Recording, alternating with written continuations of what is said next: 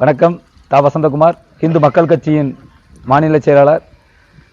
இன்றைய தினம் தூத்துக்குடி மாவட்டத்தில் தூத்துக்குடி ஹவுசிங் போர்ட் காலனி, அதாவது அம்பேத்கர் நகருக்கு அடுத்தால இருக்கக்கூடிய சேதுபாதை ரோட்டுங்கிற இடத்துல இருக்கக்கூடிய ஹவுசிங் போர்ட் காலனி. இந்த இடம் வந்து 1995ஆம் ஆண்டு இந்த இடத்துல இருக்கக்கூடிய, அதாவது பொதுப்பணித்துறை ஊழியர்கள் மற்றும் சுகாதாரத்துறை ஊழியர்கள், காவல்துறையினரை சேர்ந்தவர்களுக்கு இந்த இடத்த வந்து குடிசை மாற்று வாரியத்தின் மூலியமாக குடியிருப்புகள் கட்டப்பட்டது. 383 லட்சம் திட்ட மதிப்பீட்டில் இந்த குடியிருப்புகள் வந்து 1995ஆம் ஆண்டு கட்டப்பட்டு மொத்தம் 198 குடியிருப்புகள் இந்த பகுதியில் கட்டப்பட்டு நம்ம அரசு ஊழியர்களுக்கு இது கொடுக்கப்பட்டது.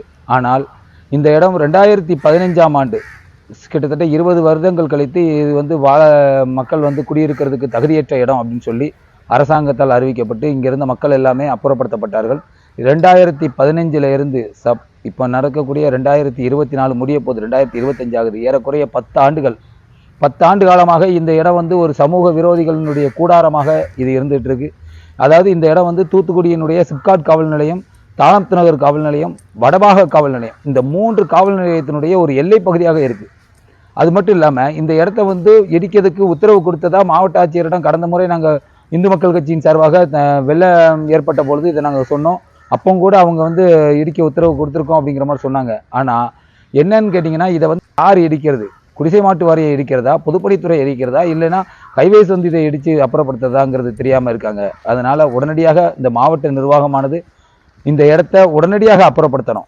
போர்க்கால அடிப்படையில் இதை அப்புறப்படுத்தணும். வரக்கூடிய மழை காலங்களில் இது வந்து ஏற்கனவே ஸ்திரத்தன்மை இல்லாமல் இருக்குது.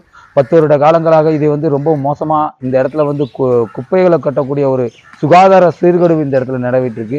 இந்த பகுதியில் இருக்கக்கூடிய மக்கள் வந்து ஒரு இரவு 6 மணிக்கு மேலே இருட்டக்கூடிய சமயம் வந்துருச்சு அப்படின்னாலே இந்த பகுதிகளில் பெண்கள் நடமாடுறதுக்கு ரொம்ப அச்சப்படக்கூடிய ஒரு காலகட்டம் இருக்குது. பல்வேறு போராட்டங்களை இந்த பகுதி மக்கள் முன்னெடுத்தாங்க.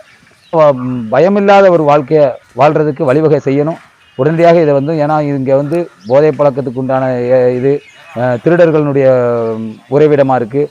கஞ்சா அடிக்கக்கூடிய பசங்கள்லாம் இங்கே வந்து கஞ்சா அடிக்கிறது, நிறைய பெண்கள் ரீதியான வன்மங்கள் ஏற்படுறதுக்கு உண்டான வாய்ப்புகள் எல்லாமே இந்த இடத்துல நடந்துட்டு இருக்கு. அதனால உடனடியாக காவல்துறையினரை இந்த இடத்துல வந்து டெய்லி